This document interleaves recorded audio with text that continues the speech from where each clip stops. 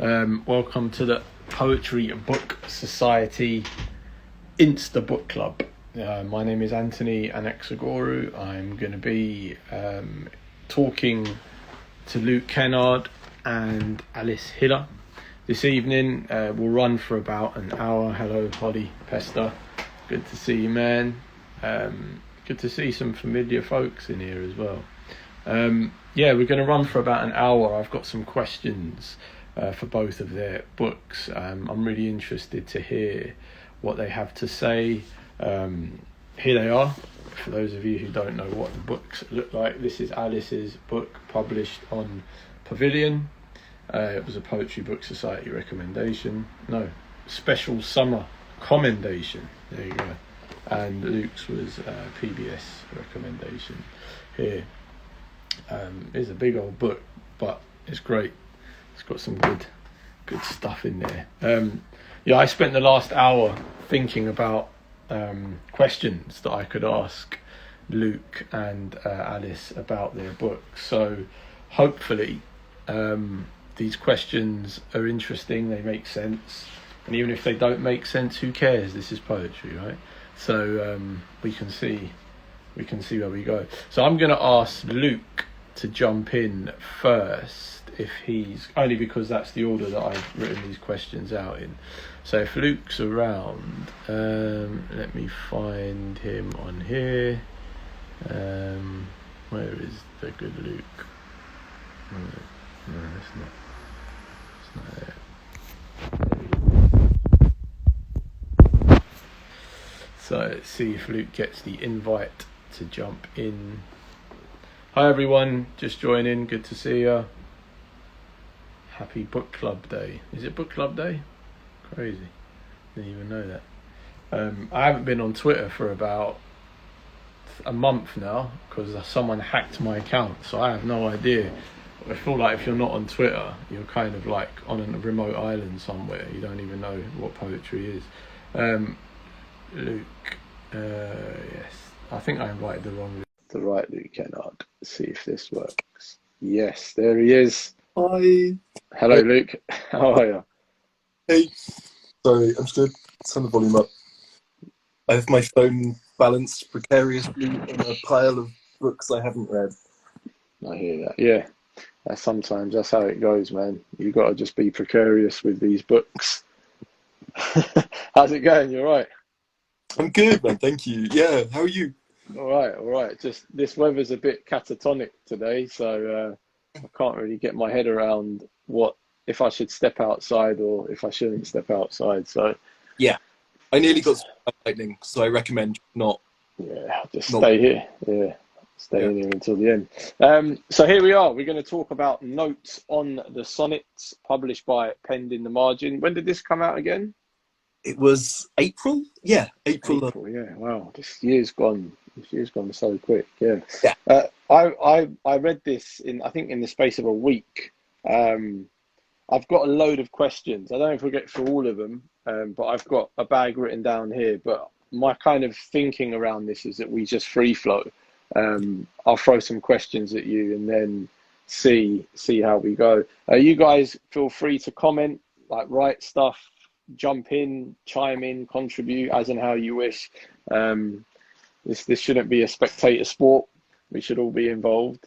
That's kind of how I feel about these things. All right, so I'll read a bit from the blurb and then we can get going. Luke Kennard recasts Shakespeare's 154 sonnets as a series of anarchic prose poems set in the same joyless house party.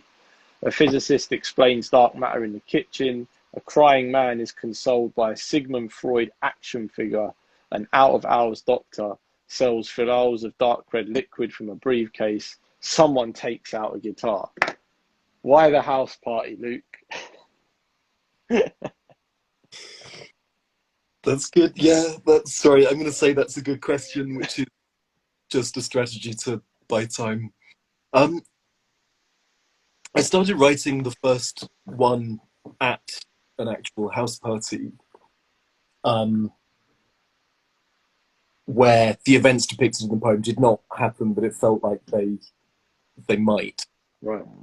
And then I just and I was pleased with the poem that came out of responding to Sonnet 66, and then just left it alone for a while. Or I think I posted it on Twitter or something, just for some affirmation of some kind. And then I just started just flicking through the other sonnets and trying to write in a similar sort of way, trying to write in response to them. And after about 5 or so, it felt like the location had to stay the same. That if I was going to carry on doing it, it had to be set in the same place. So the first one that I wrote starts with this kind of device where somebody at the party claims that they can recite any of Shakespeare's sonnets if they're just given the number. And that same character kind of crops up a couple of other times in the sequence. Yeah. At first I was just reacting to them, reacting to particular lines or images. And then it just seemed much more enjoyable if it was set at the same party, if it was in that same space. And I guess parties are kind of, in some ways, they run counter to the idea of lyric poetry, which is quite individual, I guess, and there's something very noisy and communal about a party and lots of agreeing voices and things. Yeah. I liked that. I liked that tension of trying to take the original work into a place where it wasn't necessarily comfortable and where it's thrown around a bit. And I mean, it's interesting that, you use the word comfortable and tension. I mean, throughout the book, the collection, there's a sense of conviviality that runs throughout the entire, and I think that's, for having such a social setting, I kind of like asocial poems where you kind of disorientate the reader and you're not entirely sure where you are or where you're placed. I like those kind of, head fucky poems, but then at the same time, having so much drama. And what's interesting, and this might be something that we could talk about, but, I think of a sonnet as a kind of panic room, and the house party also has that sense of panic and anxiety in it, in the sense of, you're performing a particular drama, you're performing a particular kind of yourself at a house party. And I really felt that the form of the room, because these are prose poems, and I felt that form lent itself so well to the anxiety, the freneticism of a sonnet as well. Was that something that you were conscious of, or did that just kind of happen? yeah, no, I think it started as just being, I don't know, I guess like the prose poem being an almost like insulting response to something as strict as the sonnet and something as crafted. Obviously, there are ways of crafting a prose poem, and there are ways of getting the kind of image running through and threading in different ways. But it's also a bit of a screw you to form as well, right. which isn't entirely how I feel about. I quite like form. It's not entirely how I feel about form, but sometimes it is. I write a lot of prose poems, and I quite like the expansiveness and the freedom of that. It does. That's true. The little rooms that kind of exist in the sonnet and exist in the prose poem in a different way. The prose poem is like a busier room where you don't know who you're going to end up with. I really like what you said about the kinds of, it wasn't exactly what you said, but the sort of selves that you have to be at a party. If you're at a party, it's like, it's both. It contradicts itself. You're at a party to relax and have a good time and to sort of be, supposedly just to be your true self, unfilled, not your professional self, not your kind of familial self, you're not on your best behavior at a party. That's exactly what you go to a party for. You go to a party to be on your worst behavior. But it doesn't work. Like, it doesn't work that way. Actually, generally at parties, I mean, I can feel, I can feel vaguely socially awkward even with people who I know and trust extremely well. But like, at a party, you get thrown into different conversations. You get thrown into different interactions that you're not prepared for, which I think comes up in the book quite a lot. But you know what I get a sense of in this collection is the speakers. They don't always feel like it's the same person, but everyone feels incredibly self-aware, and I think that's what's so interesting. Like there's a recurring motif of competition. I'm going to do this. There's that goes on throughout the whole thing. But then these tensions of God, cultural currency, promiscuity, drugs, like all these things that are either sins or taboo, or like you say, they're only permissible in a certain social context. Right. They keep kind of cropping back in different guises and iterations. I wonder if you could talk about, again, I mean, always interested in how much of this is conscious and deliberate and how much just ends up finding its way into the poem, because these are the questions that we take there. Yeah, yeah. Yeah, no, it's the latter. It's a lot of it's just serendipity, and you realise that you've been creating these threads that you can then try and join together and do something with. So your own obsessions and your own sort of predilections kind of come in just anyway. And I guess just in the method of writing, where all of these started out as really rapid responses to the sonnet. So I'd read the original sonnet and then I'd just write down whatever it suggested to me, whatever from it. But then sometimes I would do that like up to 6 times with a particular sonnet if it wasn't working. And then I just had like a full manuscript, which I went back to quite a lot and tried to find more of those threads, right? Try to find more of those things which were just happening anyway. And then it's like, well, okay, I've done this accidentally, and then I've accidentally reincorporated it here. So right, I can pretend I meant to do that all along, and then go back and do that. It was like that with the sort of the sad horse and the happy horse characters that kind of come up throughout. Yeah. Sort of like, I don't know, they're like your sort of anima and your animus or whatever. They're the sort of sides of the self in a way. Like these two kinds of just I don't know. And it's that you can kind of, maybe this mirrors the kind of the party as a kind of map of your own brain, where you're sort of there and you're having a really good time and you're also having a really bad time. You feel like you're most confident, and also at times you feel like you just want to disappear into the floor. It's that kind of comes up. Those contradictions kind of come up repeatedly. Yeah. I think. Well, yeah, I think that's kind of what gives it that sense of honesty. Like, you know, you create a construction. And you kind of walk down a particular system of logic, and then you'll throw a question in at the end. That thing about the one about watches, you know, like watches are vulgar, but I respect the watchmaker, and then it's don't I, or something. You know, you kind of throw the speaker isn't too sure either. And again, it's that sense of kind of rocking the boat slightly, whereas you create a certainty and then you pose a question. So it's like, where do we as readers sit in this, and how do you respond to the kind of psychology of this world? I think that's what's really kind of fascinating throughout the whole book. That's really lovely. Yeah, I really like that. Yeah, and that's the same. And the watchmaker thing is the same as like the narrator's attitude to his own faith as well, right?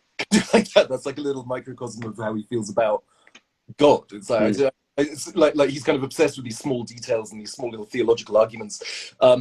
And is also quite willing just to junk the whole thing. And so I've been deluding myself and even trying to believe in this stuff, and actually it's nonsense. So there's that constant tension, I think. But there's that constant, all of the systems of belief and ideas that are thrown around in the book, I think. And that was partly in response to the number of ideas and systems of meaning and interpretation that are in the original sonnets as well. It's all over the place. And it's all of these kinds of ways of, like, a lot of the time the poet in the sonnets is just trying to justify his own behavior, or justify his own often sort of terrible behavior, or sort of bitterness, or sort of anger at the, you know. And there are different ways you can interpret the plots of Shakespeare's sonnets, but it's like at times it seems like 2 people that this guy was having an affair with have started having an affair with each other, and he's extremely jealous of both of them and extremely resentful of both of them and misses both of them terribly. And it's this kind of, and like none of these feelings are justifiable, none of them are acceptable. And then he kind of has to try to do this job of trying to make sense of that. And there's a lot of defiance in it as well. There's a lot of, like, I don't actually care what any of you think of me. No, actually I do. I'm actually completely obsessed with what you think of me. And that's the only thing I care about, actually, is my reputation. But you're all wrong anyway, you're all stupid, and you're all as bad as me anyway. And there's this kind of this circularity of his own psyche, like, constantly, but also just using anything and everything from like apothecary to various kind of ideas of medicine at the time, to sort of philosophy, to taxonomies of different species and flowers and things like that. Just uses so many different ways of trying to get his head around his own personality to a certain extent. And I think that everyone does at a party. That's something that everyone is trying to engage with when. I mean, the one thing that I was quite certain of, and maybe this is just my own conditioning and socialization, was that this is a male narrator, that this is a male speaker. Like it felt very masculine in the sense of men have this propensity to kind of wanna be kind of pompous and bombastic, and they want to, they take that in, and particularly when you're around other men, this need to shed some epistemological weight and start talking about, and I felt that these speakers, these narrators, however we want to think about them, they had that side to their personality that I actually found quite compelling, that I thought was really well balanced in the way that you get it, like this guy's super insecure and they're just throwing everything at you all the time, but and they're wrestling with all these big lofty ideas, higher thinking at a house party where everyone's just off their tits, and you kind of get that. But then it was the idea that you warm to them, that there's a kind of amiability towards those tensions. Yeah, it is. Yeah, no, and I hadn't really thought about that before. It's a really male voice, and it kind of, even when it tries to counter that, when it tries to go against that, it is in this kind of almost hyper masculine way of this kind of showboating and intellectual posturing, which is no different to talking about your favorite sports utility vehicle. It's not. And that's there, and I suppose but that goes back to what you were saying about the self-awareness. Like these are also speakers and characters within it who are kind of painfully self-aware, avoiding kind of self-sabotage. But there is, I mean, I can't remember who said this originally, but there's that huge difference between self-awareness and actually doing anything about that, and actually it leading to any sort of insight. You can be self-awarely a complete arsehole and just carry on. Yeah. I mean, do you get the sense that, I guess one of the things that I noticed a lot, and I think with existential or poetry that deals with existentialism in its different kind of guises and facets, and obviously it's got a political bent, but the political bent is not an explicit one. Sometimes I find that it becomes maybe not self-obsessed, but it has an inability, or it doesn't want to look up. It looks down the whole time, and it's that kind of the obsession with the self. And maybe it goes back to those features that we were speaking about, the idea of having to showboat and having to posture. What is the intention behind those social gestures? Yeah, so that even if you're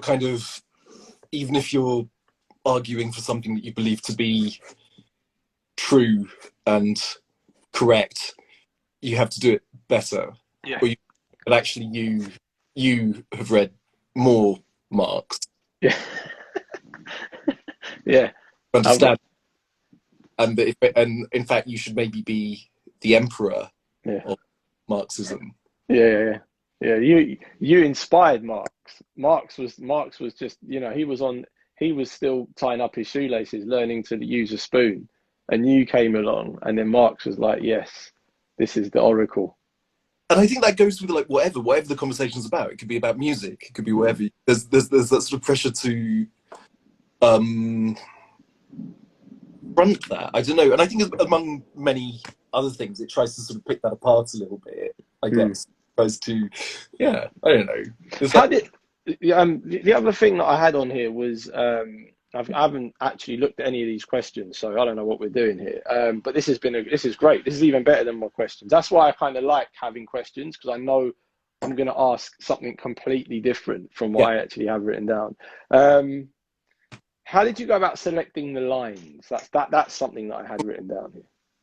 That's good. Tom Chivers, the editor of Penned, actually came up with the whole sort of format for it, how it actually sort of looks on the page. So it was his thing to actually start with the opening lines of the sonnets. So the bits at the top are all that's the opening line, and the prose poems themselves don't necessarily respond to the opening line of it. So that, in some ways, a bit of a I think it could sort of wrong foot people a little bit, because the poems don't always follow on naturally from there. Because sometimes it was an image. There's one where it's like the original sonnet keeps going on about multiplying your love for somebody by 10.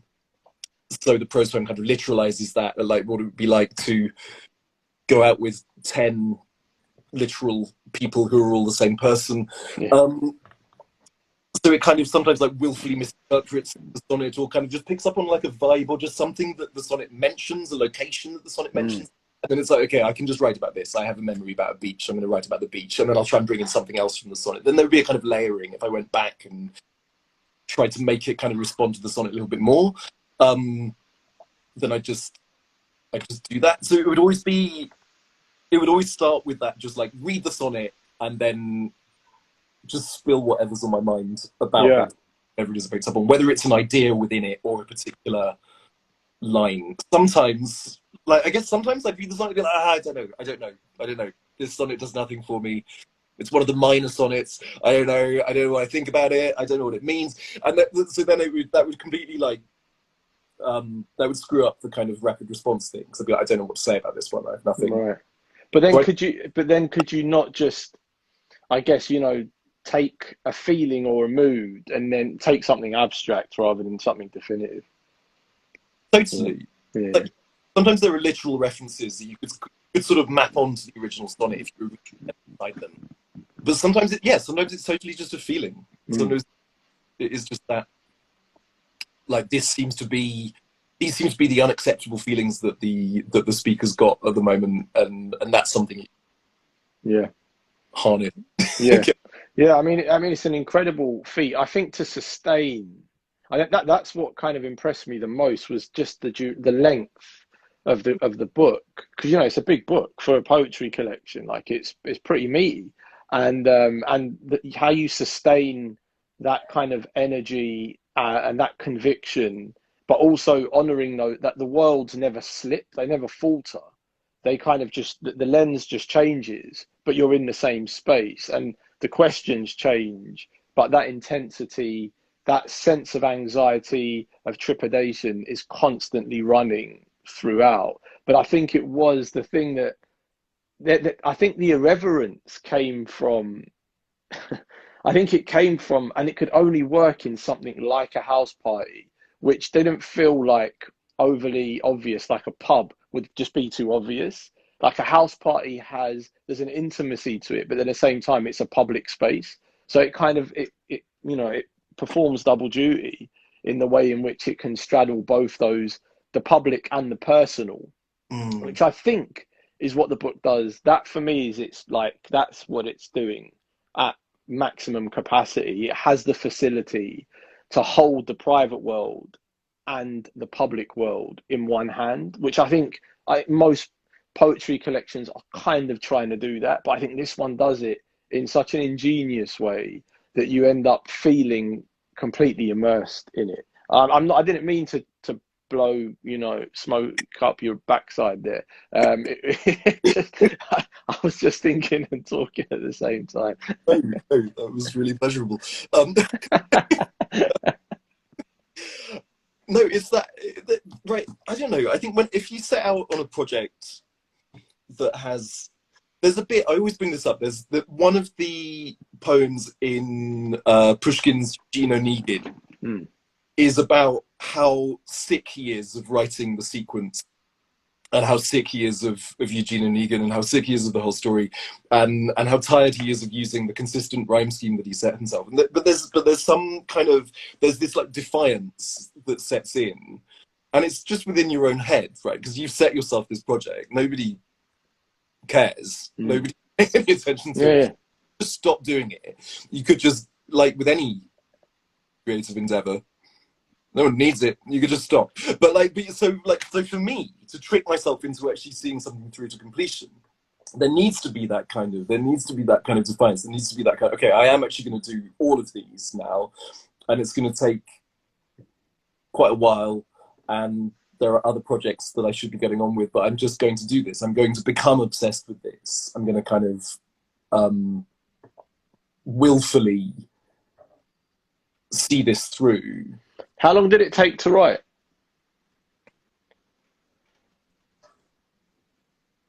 I guess it was a year. Right. Wow, Yeah, wow, wow, bloody hell. Yeah, that's flipping good. but the drafts were really quick. Like it was like it just I mean, some of them were just awful, right? So probably I went through the whole 154 and had about 20 that I was happy with. So then it was like, right, okay, let's go back and reconsider this and try and rewrite the ones that are working least and try and get better out of them. Just have another run at it, basically. So I just sort of I keep going back to the same sonnet times again and again, trying to get something that worked out of it, because I knew when it was working, and usually when it worked I would just post it straight away on Twitter, and then but I probably had about 10 of those that I was really happy with, and then I suppose it got more interesting when I was rewriting it and when I was working with Tom on it, and when he kind of he very sort of generously picked out about 6 or so that he felt were kind of weaker and weren't really working, or didn't feel quite like they were said at the party, and those sorts of things, bits where I was just getting lazy, I guess, or just trying to... Maybe getting tired. Getting tired. Yeah. I mean, for a year, I thought this was kind of like, in my brain, I had this down as like a 3-4 year project that you were just kind of dipping in and out of, as and when, you know, like, it felt like something that was written over a long period of time, mainly because of how much thinking philosophically and I guess theologically, which are those two things that keep coming back in, but then also like the references, the amount of, like you say, cultural references that exist throughout, and academic and all that kind of things that we would use for currency to win people over, just how much we know. Do you know that this word is an etymology of that word, and blah, blah, blah, you know, that kind of stuff you do when you're 25 and 45. I think that's kind of, but in a year, that's really impressive. That's great. Somebody who I know on Twitter like posted this was, and maybe I suppose some of the poems were maybe a bit earlier. I feel like it was like a year's intense work, and some of them were maybe like a year before. Someone on Twitter who I know posted something. It was something like "God save us from performative etymology." Ah, yes. But they were getting sick of seeing it come up over and over again in poems, and I kind of this is a guy who I like and whose opinion I respect. I was like, oh shit. Yeah. I was like, this entire book is it's all performative, and I just go back through and I just sort of took all of it, which is a very insecure thing to do. But I was immediately like, no, I'm just trying to be some like sort of Diet Coke version of Anne Carson, like Carson, because she is a classicist and has kind of some good etymological chops to actually pull it off. It's like I was doing like a Wikipedia version of that, so I kind of and it helped. That kind of one snarky tweet really helped me. I think like, geez, what am I doing? Like, I'm being kind of a worse stewed than like the stewed I'm trying to send up in. And if I'm going to do that, and if I'm going to do you know that the root of this word actually means that, which I know I do like at least 11 times in the book, then like, okay, let's make a joke out of that. Let's make that part. And exactly the phrase you used, how do we win people over? Like, what is like charm? What is our effort? How do we come across well? And you can get so obsessed with that you become kind of manipulative program. Like, what the hell? That's a tragedy. That's terrible. But I think like that's the undertow of the book in a way. The sort of tragedy of masculinity. Subtext to the whole book, I reckon, and it shares that with Shakespeare's sonnets too. Yeah, and I think you're right. Like the characters feel, but House Party, you know, particularly a lot of the settings. I've got to bring Alice in a minute, but a lot of the settings that you, like the scenarios that you create, are tragic, and I think that a house party after like 1 a.m. when everyone's, you know, pretty messed up and wasted, and you're the sober guy, everyone looks so bloody tragic. And it's just that, like, I think that's what the sense that you feel. It's not the beginning of a party. It's the residue. It's after party residue. I think that's what gives it that extra bit of, that bite, I think, that just makes you want to keep reading. The first poem is like already post 1 a.m. I think that's true, and I hadn't. I wasn't fully cognizant of that, but that's really true. Every poem, like the really late hours of a party. The messy hours. That's exactly it. That's great. All right, Luke. I'm gonna. It's been great, man. Thanks for chatting. Best of luck with the book. Notes on the sonnets. It's available on the Poetry Book Society website, so please go and make a copy, a purchase, make a copy, photocopy the whole thing. Make a purchase. Cool. I'm going to bring Alice in now, and let's see where we go. I don't know if this thing um, keeps you on. Let me Is it just see. like I'm pressing my phone, but it's not doing anything? Who knows, man? Let's have a look. Let me see. I can actually. I think I can. So I've sent Alice an invite. Let's see if that works. I don't know how to. How to throw me out? Yeah. Oh, there. That's the link. The PBS have put the link down there. Oh shit! Sorry, I've just. Okay, no. Oh, there we go. What's that? Oh, that's just you. Hey, actually, this is what happened last time, and Ah, and should I just leave Instagram and then come back on? yeah, you could try that one. See what happens. I'll still be here. So Okay. yeah. Cheers, Luke. Thanks, man. Thanks very much. Um, let's see. So Luke's left. Let's see if Alice is here. Shall I send another invite? Let's see if this works.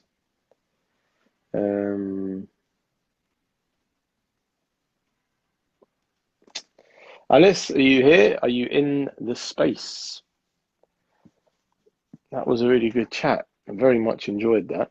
And Alice's book, Bird of Winter, is up next. Yes, here she is. Cool. All right.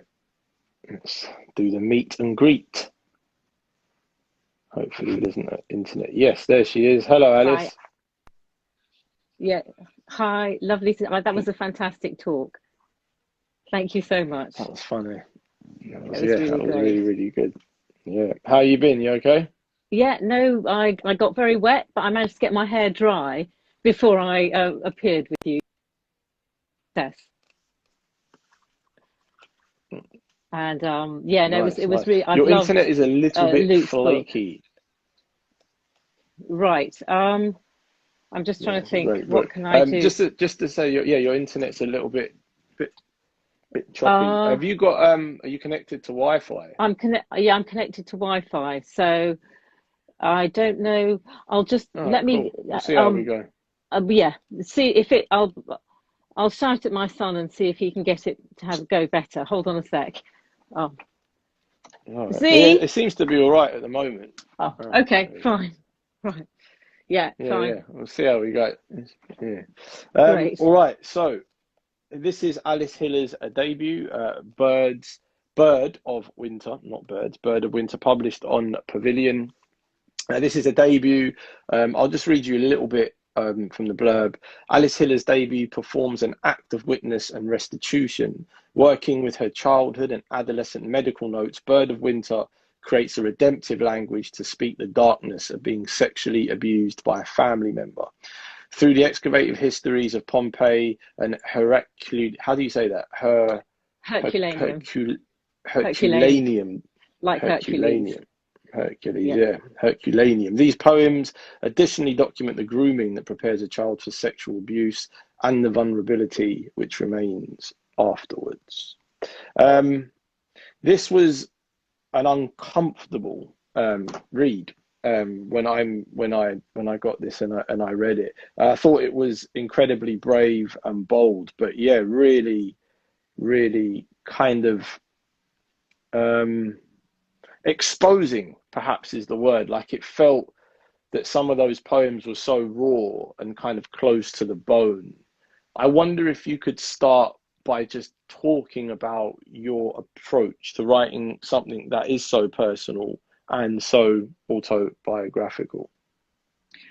I see myself as giving witness to a global crime, and the only way I can do so authentically is through my own experience. And at a certain level, I almost feel I depersonalize myself, because what I'm exploring is, through what happened to me, is what's happening to millions of children around the world and what has happened to millions of adults. And I can't talk about it in the general. I can only talk about it in the specific. So that was my approach. But I write poems about myself directly, but I also write about Pompeii and Herculaneum.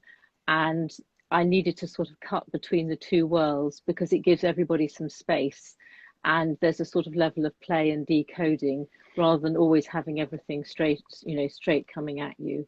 So that was my approach. But it's a difficult subject, and you can't. I mean, I think the other thing I do is I identify the people who helped me get through, who were my French grandmother, my half French father, Arlo, and any of us who is alive as adults, as with a history of sexual abuse, has had people who have helped us. And I really wanted to bring that out as part of the process. So there are happy poems as well as tricky poems. Yeah. And I think that, it's interesting, the idea of, I think about this a lot when you're writing about something that happened and that was so horrific and happened at such a young age, the kind of ethics behind balancing those kind of sensibilities. And, like, do you, and this is a question, not necessarily, but it's something that I think about, how do we as writers, as poets, how do we care for the reader, but also tell the story? Like, also, kind of, for me, when poems work around witness, there's a central power tension that happens, and that is that the poem knows the reader doesn't know. And like, the idea that you're writing around something that happened is indicative of something that is known. There's a certainty to it. So throughout this collection, I was reading it not knowing what was going to happen next, and halfway through I got to that point where I was like, this collection knows something that it's telling me. And I wonder if you could talk a little bit about how you went, talking about the ethics and the reader and those kind of sensibilities, how you went about balancing all those things. Well, the collection, I'm really interested in the arc of abuse. So the grooming, the abuse itself, and the teenage aftermath. And then I'm in my 50s. I started writing age 50, how you look back on it. So I'm looking to bring in all the different elements. The poems are non-sequential, but the third section is the happiest. And I wanted to sort of, Deryn Rees-Jones, my editor, organized it almost like music, and I wanted the themes to sort of come in and out and to move from a hard poem to a softer poem all the way through, so the reader gets taken back to a place of safety. And if I'm going to perform it, I also start with a positive poem and end with a positive poem, and I warn people what I'm going to do. And I also have certain poems I don't perform that I leave on the page, because I think that if you open a page and you don't like it, you can shut the book. But if you're in a live event, you actually cannot get out of the seat and get out. You can't. I mean, you might be able to turn your electronic device off, but I think that there's certain things that I only have on the page and I don't give to people live, because I don't know who's out there. And I think that's particularly on Zoom is a real issue, or on Instagram. But yes, I mean, I do my best, but it's tricky. I don't know if that answers. Yeah. Oh no, yeah, no, definitely. I think that's really considerate and wise, I guess. Like you say, like, if people feel triggered, or if people feel, distressed by something in a live setting, they've got nowhere to go. Whereas on a page, and I kind of feel that these aren't, again, one of the other merits and strengths of the book was it didn't feel that it was trying to manipulate me as a reader. I didn't feel that it was one of those books that was, I mean, this is going to sound, slightly blunt, but, like, woe me. It's that kind of, books that very much, do you see what I'm saying? But this didn't have that. And I felt very much inside the world. Like, I felt inside this reckoning. And that's really what I got from it, was, although it knew something that I didn't know, it also wasn't making me feel, it wasn't locking me out because I didn't know. And it wasn't trying to perform trauma. That's what I'm trying to say. It wasn't trying to perform trauma. Absolutely not. No, I think that is, but I think starting writing something when you're 50, you know, you've got a measure of distance because enough decades have gone past 20s, or to find a way of writing about it. And that's definitely, and I think also, and that's again the idea of the play, the decoding. I use sort of segments of found text about Pompeii, which you know, they're like almost fascinating facts, but they actually sort of move the story forward. So that as well is saying to the reader, I'm giving you a game, I'm throwing you a ball, throw it back at me, because when you decode, when you play, you give both parties agency. And so, and I think also I don't feel woe is me. I feel I am super lucky to be alive, to have been loved, and to be finding a way through this. And I, you know, I also feel all of us can do our best to do that, and that's a really important message to bring across. And it's an ongoing, you know, anyone with a tricky history negotiates it every day. Your book has some quite serious trickiness in it, but and so you know, it's not to say it's an easy laugh, but we're not second-class citizens. Don't dismiss us, don't patronize us, don't diminish us. Yeah, And absolutely. and that Yeah. I feel strongly.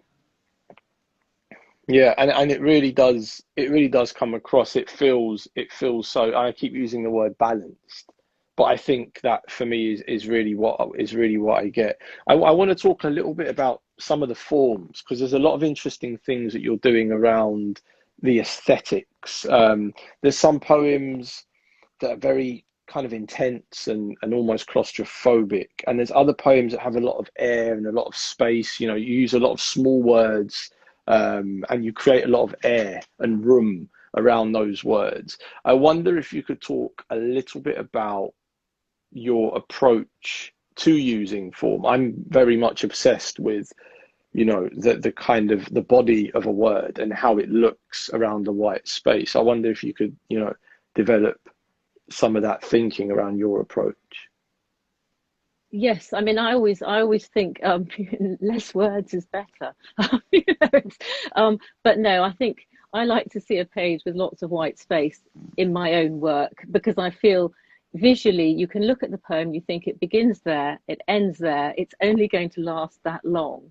And I really want my work to be accessible, and I would like anyone to feel they can pick the book up and read it.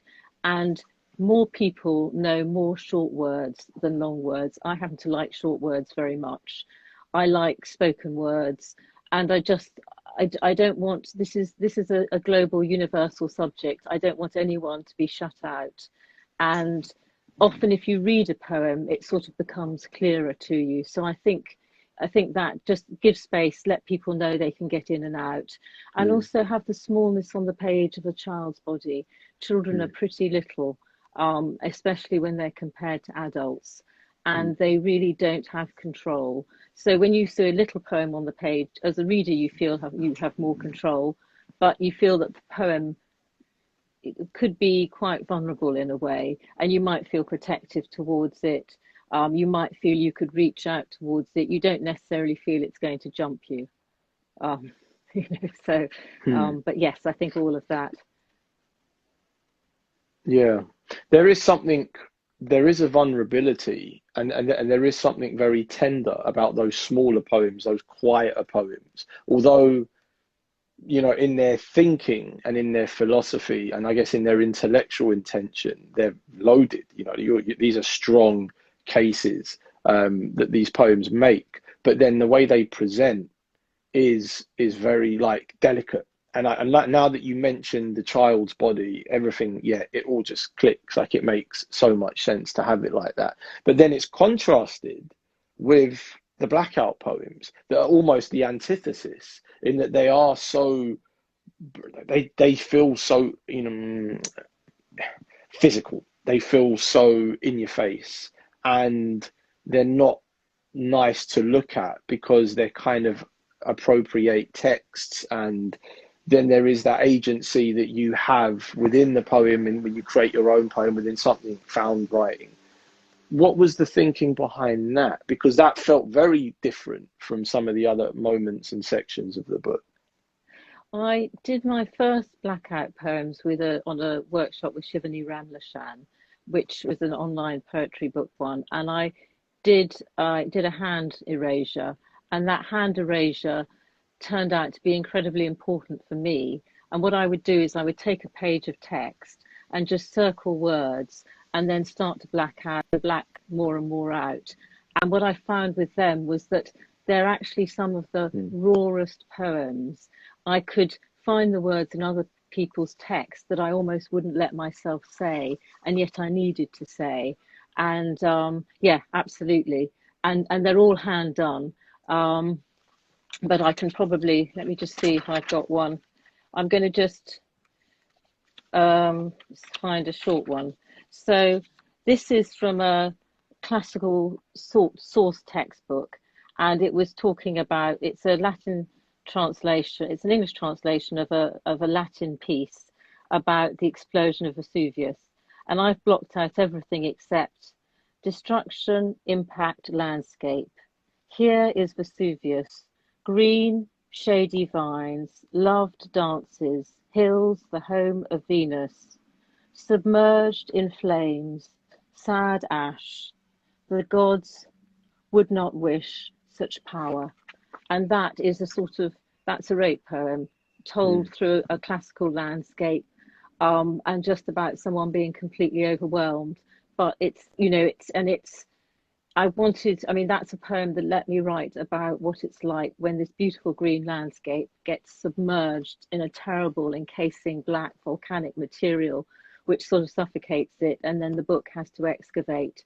And I wanted the blackness of the blackout also to be this mass of material that I wasn't allowed to say for so many years, that people who are subjected to historic abuse don't say for so many years, that sort of sits heavily on you, and that you have to sort of pick your way out of, and you never tell the whole story, you just chip some bits away. So that was that whole sort of physicality of those poems.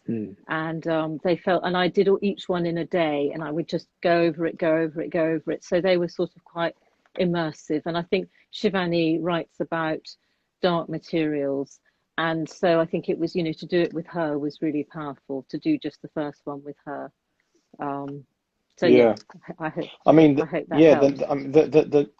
Yeah, that's great. The notes and acknowledgement section is we got 1, 2, 3, 4 pages almost of just notes, things that the poems are kind of talking to. What's your relationship to Pompeii and Herculaneum? What was that doing? I think they captured my imagination as a child. I went to this incredible exhibition at the British Museum, which had this dog cast out. When they excavated Pompeii, they found there were voids in the ash, and they poured plaster into them, and then they brushed the ash away, and the shape of a body would emerge. And I think there's this wonderful contorted dog, and there are also fleeing figures, etc. And I think that was a central image for me. I was pouring a substance into a void and letting the shape reveal itself. That was the sort of process of excavation, of making the work. The void was the void of my life, of history, of experience. And the idea of these buried things. So that museum really sparked me. I went to Pompeii, but just like one afternoon. I've read books about it, but it was really the physical objects in that, and then looking at pictures in books. I don't have a classics degree or anything, but I bought quite a lot of books, So, but it was that sense of burial and excavation, and then I got very absorbed by Herculaneum, because Pompeii was easy to excavate. It was just ash, but Herculaneum actually had a town on top of it, and they had to dig down, and the tunnels were full of gas, and they tunneled through them. So there was all this writing about, tunneling and finding things and breaking through and working in a very dark, noxious atmosphere. And some of the excavatory work for this, went to places like that. Felt like I was having to go down deep into darkness. But as I say, I didn't, I visited both in the course of an afternoon, with my kids on a trip, and apart from that, it was all books. So, Yeah, that's great. I mean, it does feel like it belongs to the world of this book, to Bird of Winter. Like it feels that it belongs to that. And I think, sometimes poets, I mean, I've done it and I've taken things out in where I feel like I'm shoehorning things in for the sake of trying to make an association or make some kind of link with this piece of history or this piece of information. But both these two kind of decisions, they felt very much that they belong here. And I got that sense of excavation, of digging something up, of returning to something horrific through the past, through this kind of medium. So, yeah, that was an amazing thing to land upon. The other, the language for me was super interesting, because it is, as the book progresses, it becomes a language of healing. It becomes redemptive. It becomes restorative, and you do have it. Like you say, there is a clear arc, and it starts in quite a, in quite a very intense and ominous place, a dangerous place, and it opens up, and by the time you get to the end of the book, you've come through the tunnel. When you set about writing the book, did you have an arc in mind, or did you just write?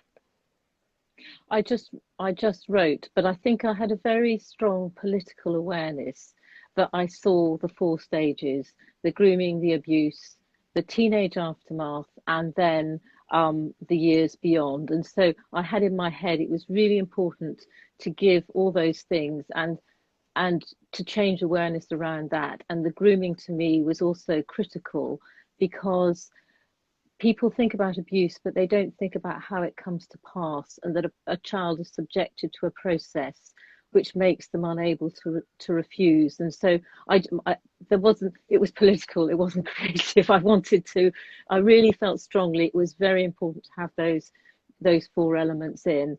And yes, so that's really what it started from, was just needing to share that, my understanding. Yeah.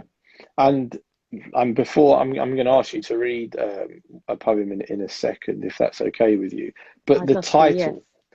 title, I want to ask you about the title. I think it's such a captivating and brilliant title, Bird of Winter, and the fact that it's all singular and not plural, is something that made me think. What was your thinking there? How did you land on that title? I found there were quite a lot of poems about birds, quite unintentionally, because I'm actually quite frightened of birds. If I see a pigeon, I'm the one who goes like that. But and I had an image I saw when I was a child in Wiltshire, of there was a very cold winter, and there were these birds that fell off trees and just lay frozen in the snow. And I think that was my sense for a long time of the child self I carried within me, this sort of frozen tiny thing in the snow. But the process of writing was about, in a way, about resilience, about being a bird who could survive winter and who could rise into Mm. the air even in winter. And in winter, it's harder for birds to survive. There's less food. It's a time of adversity. But if you get through winter as a bird, you get to spring. And spring is good news for birds. There's lots of food. They do all their mating. They do all their singing. They have a lot of fun before the trouble begins again. So, so but this comes from a non-ornithologist. The ornithologist would tell you something different. So. Yeah. It sounds like one of Luke Kennard's house parties, to be honest. Exactly. Yeah. Just hang on in there. Yeah. Amazing. Do you wanna read something from I'd Bird love. of Winter? Yeah, I'm going to read. I've got two poems called Bird of Winter in the collection, and the second one is actually called Oiseau d'hiver, which means birds plural of winter. And I write after it Pour mon père, which is for my father, who grew up speaking French.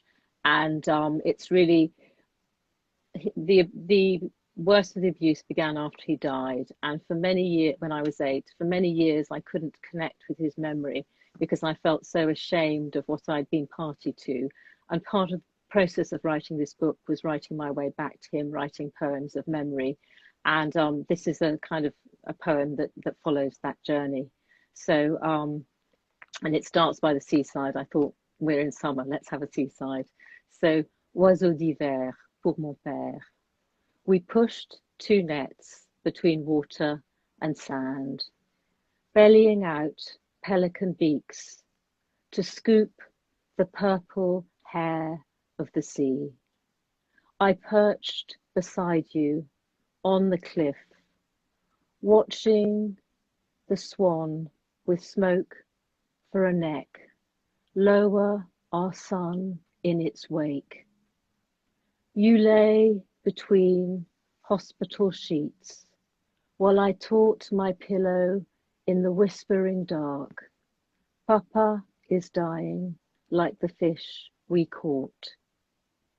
Each night that I was attacked, you floated farther from me. And when I cried for help, only the soil of your grave answered my open mouth. Now November sheds gold tears over the bandstands and hooped railings of our loved parks in Paris. I track them past the swings where you fledged my down into feathers, then along the verdigris river until you rise, visible at last to me, Papa. Your face no longer lost, but vivant, speaking from the water. Thank you. Wow, it's fantastic. That was beautiful. Speaking from the water. Yeah. So many amazing images and lines and thoughts and ideas in that poem that, you know, the whole book is just a marvel. I wish you the very best of luck with it, Alice. Thank you so much for sharing those poems and those thoughts. Bird of Winter, Alice Hiller. It's published by Pavilion Press, and it was a Poetry Book Society summer commendation. So there it is there. I recommend everybody go and grab this if you can. There's going to be links to all of these, all of the books, Luke's and Alice's, on PBS's Twitter account if you guys are following there. I was just saying before that I haven't been on Twitter for I think over a month now because I was hacked. Yeah. And I feel that I know absolutely nothing about poetry anymore. So yeah, it's quite a strange headspace to be in. But yeah, cool. Thank you, Alice. Thank you so much for joining us tonight, and look forward to hopefully one day we'll get to meet in person and, that would be fantastic. And chop it up some more. Thank you so much. And you know, let me recommend this in return. I'm still reading it a year later. It's a fantastic book. So thanks you very much. Appreciate thanks, that. Anthony. And thanks, Luke. Yeah, brilliant. Cheers. Nice one. See you, everyone. Take care. Well, we're going to do another one of these next quarter. So stick around and yeah, and we'll be back for more. Take care and good night. Thanks so much.